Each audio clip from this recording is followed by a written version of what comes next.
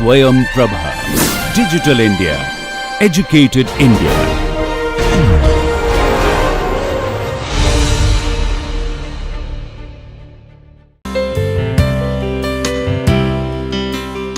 Hi friends, now we will discuss on the second part of the module syngas utilization under the course waste to energy conversion. In the first part of this module, we have discussed on the gas cleanup and syngas conditioning as well as the production of FT fuels. In this part of this module, we will discuss on the production of methanol, DME, higher alcohol, SNG and hydrogen. Another important applications of syngas is electricity productions, and we have discussed in previous modules that syngas can be used for electricity production through steam turbine, and the hot syngas can be used for electricity productions in gas turbine, followed by applications in steam turbine. And different efficiency we have explained in previous modules. Now, we will concentrate on methanol synthesis. So, methanol synthesis takes place through syngas route and many other routes also, but here we will concentrate on methanol synthesis through syngas route. So, syngas will be generated from biomass and wastes, and that will be reacted to convert methanol in a methanol reactor, where copper based catalyst is used and syngas having H2 is to CO ratio 2 to 2.2 is used, and the product we get methanol. And this technology is developed in 1970 by ICI process and Lurgi process. These two processes are commercially available important processes, and ICI process captures around 70% of the market on the methanol production. Now, this methanol production takes place in the reactor through three main reactions, that is CO plus 2H2, then it will give CH3 OH, and here CO2 and H2, that will be converted to CO plus H2O, that is reverse shift reaction, and CO2 can also react with 3H2, then it will give us CH3OH plus H2O. So, these three main reactions which are responsible for the methanol productions in the reactor. So, one is shift and another is reactions of carbon oxides with hydrogen. So, both endothermic and exothermic reactions are going on, and overall reaction is exothermic reactions. So, high temperature will not favor it. So, low temperature will favor this reaction. Very interesting thing is that although these three major reactions are responsible, and CO and H2 2:1 ratio, it is described in many literatures that methanol will be produced from CO and H2 when the H2 and CO ratio is 2:1, but it has been shown that presence of carbon dioxide is essential at the initial stage to initiate the reaction. So, 5 to 8% CO2 is essential. That is why H2 by CO ratio is equal to 2 to 2.2. This is replaced by another factor, that is R factor. So, R factor is equal to H2 minus CO2 divided by H2 minus CO2 divided by CO plus CO2. So, this factor is almost equal to 2, it is near to 2. So, this is the favorable condition for the methanol synthesis in the methanol reactor, and the temperature is also lower, normally 220 to 250 degree centigrade and 50 to 80 bar pressure is required for the synthesis of the methanol through this route. Some other reactions also take place here. Some other reactions also take place here in the methanol reactor. Those are higher alcohol production, DME production, CH3OH, that will give us CH3, OCH3, 2CH3OH plus H2O. CH3OCH3 can give us hydrocarbons plus H2O,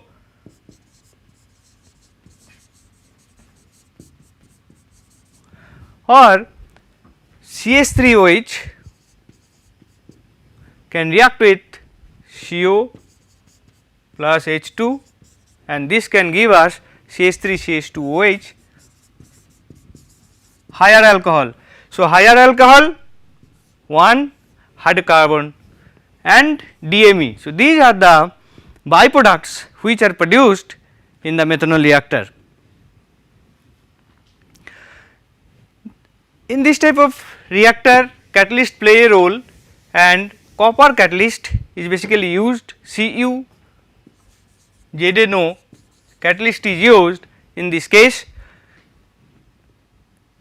which utilizes the temperature of 220 to 250 degree centigrade and 50 to 80 bar pressure. Some other catalysts are also available which can convert syngas to methanol, but the temperature and pressure requirement is different. Here some catalysts are mentioned: CrZNO, ZrK and ZrMnK. So, CrZNO, this requires high pressure 240 to 300 bar and temperature 350 to 400 degree centigrade. So, this process is not good because high pressure is required here.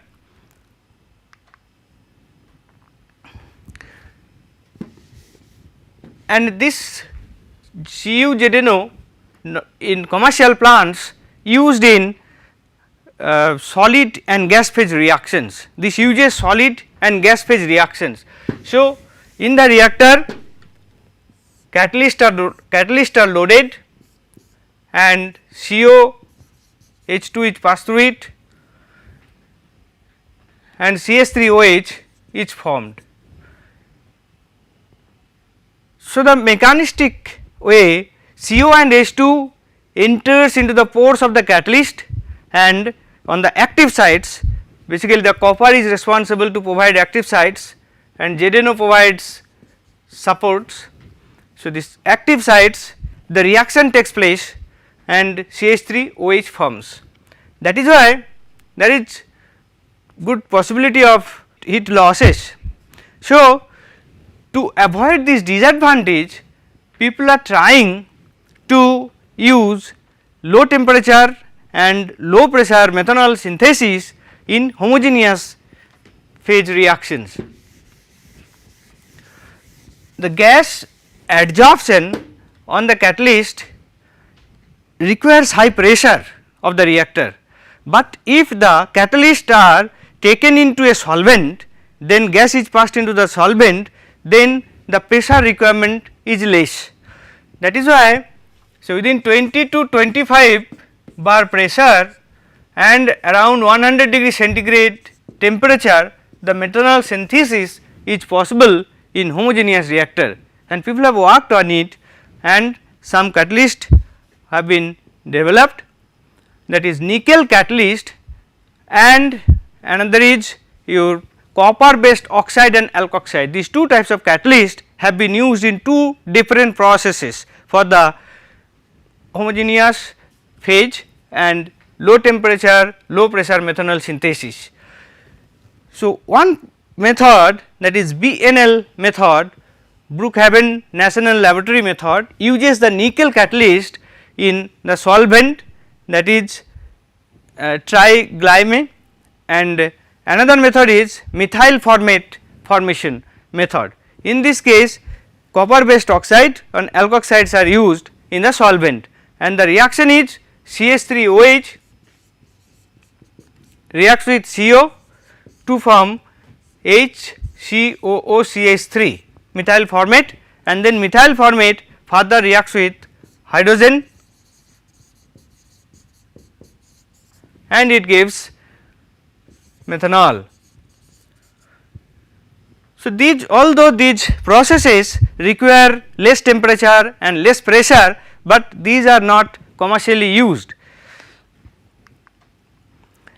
Now, we have two systems, one is heterogeneous catalytic reaction, another is homogeneous catalytic reactions. Then what will be the reactor type for the methanol synthesis? Obviously, as the two different systems we are handling, so different reactors will be used preferably in these two cases. Then the first case, when the heterogeneous catalyst is used, in that case solid and gas phase reactions, solid and gas phase reactions. So, suitable reactors are multi-bed reactor, multi-tubular reactor, fluidized bed reactor and monolithic reactor. Whereas in the second case, the solid, liquid and gas phase reaction, in this case trickle bed reactor, slurry bed and monolithic reactors are preferable. But as in industry the heterogeneous method is widely used, so the most of the industrial methanol synthesis contain multitubular reactor.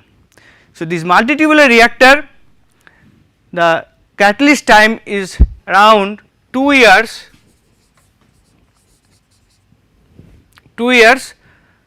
and this catalyst can be deactivated if the temperature increases above 300 degree centigrade. So, these are the features of the heterogeneous reactors for the methanol synthesis which are used in commercial scale. Now, what is the mechanism how the methanol is formed in the heterogeneous catalytic reactors, that has been proposed by Froment, and Froment it is proposed that CO and H2O reacts with first and then it converts to CO2 and H2, then CO2 and H2 reacts to form CH3OH,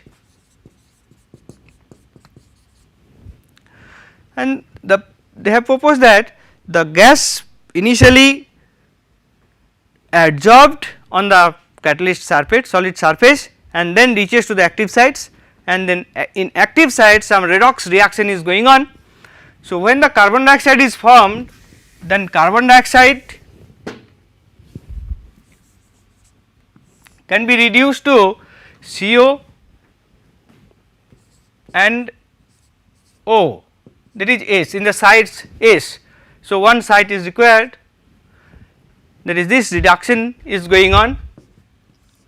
Another CO2 can be converted to CO3 to S, CO3 to S. So, this OS which is produced here, this OS plus another S. So, that will give us CH3 OS, and we have here H2, that H2 will be converted to 2H S. So, plus 2S. So, that will give 2 Hs. So, this 2 Hs that will come and will react with here this one CH3 2S, and it will give us HCO3 2S plus S. So, HCO3 will further react with HCO3 2S will gives HCO2 2S plus OS. This HCO2 will further react with HS, HCO2. So, this will give us that H2COS plus, that is OS plus S. Similarly, this HS will again react with H2COS and it will give H3COS, and H3COS again it will react with HS and it will give us CH3OH. So, methanol is produced by these reactions. Similarly, that OS which is generated here, when HS is coming here, so that will be reacting with OH and OH will form. So, OHS plus HS H2OS and H2S2 H2 plus sides. So, we are getting now H2O and we are getting CH3OH. So, this is the mechanism for the synthesis of this methanol in the heterogeneous catalytic reactor. Now, we are going for discussion on DME. So, dimethyl ether that can be produced from methanol dehydration using some catalyst, or this can be used from the syngas through a single step using bimetallic or bifunctional catalyst. So, in the first case methanol synthesis we know H2 is to CO ratio is 2 is to 1, then methanol dehydration. In the second case H2 is to CO ratio should be 1. So, this is the schematics for DME synthesis. So, in this case we see that from the syngas we will get methanol, then methanol can be converted to DME. So, when DME is produced there will not be complete conversion of methanol. So, some methanol will also be remaining. So, DME separation will take place and it will give pure DME, and methanol separation will take place to remove water from methanol, and that methanol can be recycled. So, this is the flow diagram for the production of DME from the syngas through methanol route.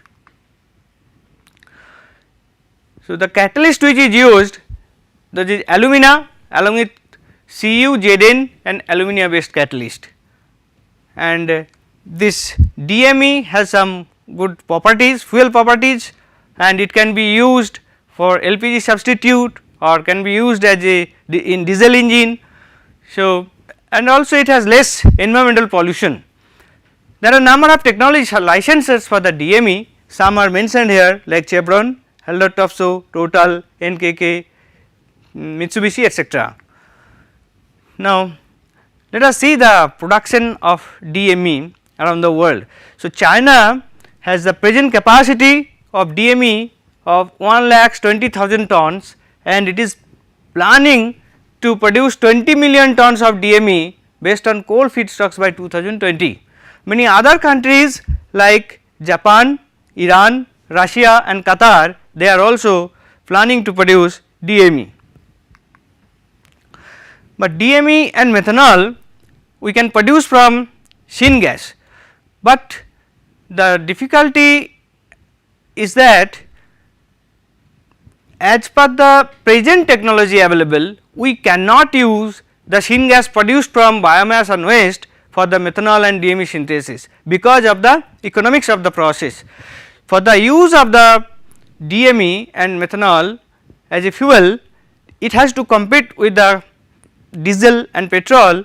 So, the price of crude oil will influence the importance of these processes, and efforts are on to improve the economy of the process for the production of the methanol and DME, and there are two approaches, top up and top down, to increase the capacity of the plant so that economy will increase. Another is to use small scale reactor with more heat integration. So, heat loss will be reduced so that the process can be effective. So, this is the trend, and when the second option will be more developed, when we will get small scale reactors with more heat integration, then the utilization of syngas generated from biomass and waste through these fuel routes will be economic and suitable.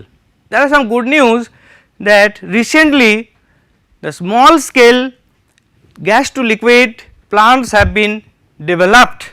One example is Velocys. So, Velocys has developed a small scale plant which can produce 1500 barrel per day to 15,000 barrel per day FT fuels, whereas for large scale productions of FT synthesis or FT fuels 30,000 barrels per day is required. So, the new inventions of this new reactor, that is microchannel reactor, that will increase the possibility of the utilization of the syngas produced from biomass and waste for this FT synthesis. One example, the Velocys first commercial plant is under construction in Oklahoma City, and this is a joint venture between Velocys, Waste Management Incorporation, Energy and Ventec Engineers. So, in 2016 the plant is expected to run. Another is your in planning stage, that is Astabula, Ohio near Lake Erie, and it is 2800 barrel per day productions is expected. Similarly, small scale reactor for methanol synthesis have also been developed. Oberon Fuel has developed small scale methanol plant which can utilize syngas produced from natural gas as well as biomass. The capacity is 10,000 gallons per day DME or 11,300 gallons per day methanol, and footprint is also less, that is 40,000 square feet, and feedstock requirement is 12 lakh 40,000 standard cubic feet natural gas or 15 lakhs 40,000 standard cubic feet biogas containing 72% methane, 28% CO2 per day. Next we will coming to higher alcohol synthesis. So, higher alcohol is synthesized during the methanol synthesis, just we have discussed. So, if in presence of Cu and ZNO catalyst, so other catalysts are also suitable for these reactions, and here some catalysts like Cu, CO, Cr, rhodium and other group 8 metals have been mentioned here. But there is no commercial plant for the higher methanol synthesis, but biological routes are also being developed, and Bioengineering Resource Incorporation has developed a bio based process for the production of higher alcohols, that is ethanol, and it is 3% concentration is possible. They have developed one strain which can resist sulfur and can work on 28 to 40 degree centigrade with CO rich gas. Next we will come to synthetic natural gas SNG. So, natural gas we know CH4. So, CH4 can be produced from CO plus H2. So, CO plus H2 3H2 that can give us CH4 plus H2O, and CO2 plus 4H2 can give us CH4 plus 2H2O. So, with the help of suitable catalyst, the CO and H2, that syngas, can be converted to methane, that is called synthetic natural gas, and number of catalysts has been mentioned here and their superiority has also been given in this preference list. Next we will discuss on the hydrogen production. So, hydrogen production we have discussed in the previous module that water gas shift reaction is responsible to increase the hydrogen content in the syngas. In the syngas, CO is around say 40 to 60% and hydrogen is around 20 to 30%. So, by water shift reaction we can produce here hydrogen rich gas.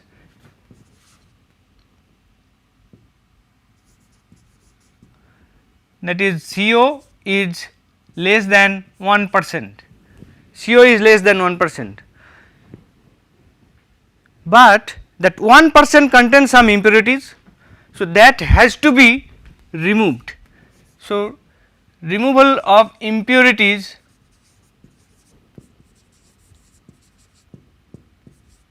is very important. So, what can be available as impurities? Higher alcohol,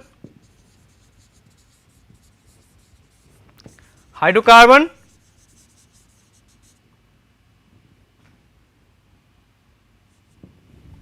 moisture. So, these are the major impurities which are available with this hydrogen. So, number of adsorbents are used, specific to remove different components present in the syngas.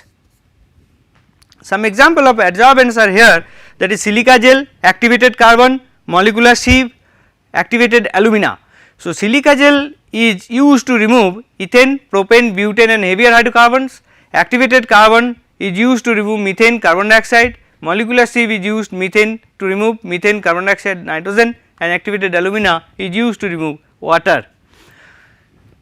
So, this is the method based on adsorption process, through which hydrogen will not be adsorbed in the bed, but other impurities will be adsorbed in the base, in the bed, adsorbent base, and pure hydrogen we can collect from the top of this adsorption column. Apart from this, some other methods, that is molecular sieve and membrane technology, are also available for the separation of hydrogen. So, membrane technology obviously works on the size exclusion. So, hydrogen having the lowest size, that will be passed through the pores of the membrane, but other molecules will not be able to pass through the membrane. So, this is the mechanism for the membrane technology for separation of hydrogen from the impurities in the syngas. And for adsorption method, there are some commercial processes, that is pressure swing and temperature swing adsorption methods. So, in this case, at first the column is pressurized. So, when the pressurized, more gas molecules will be adsorbed in the adsorbent bed and we will get pure hydrogen.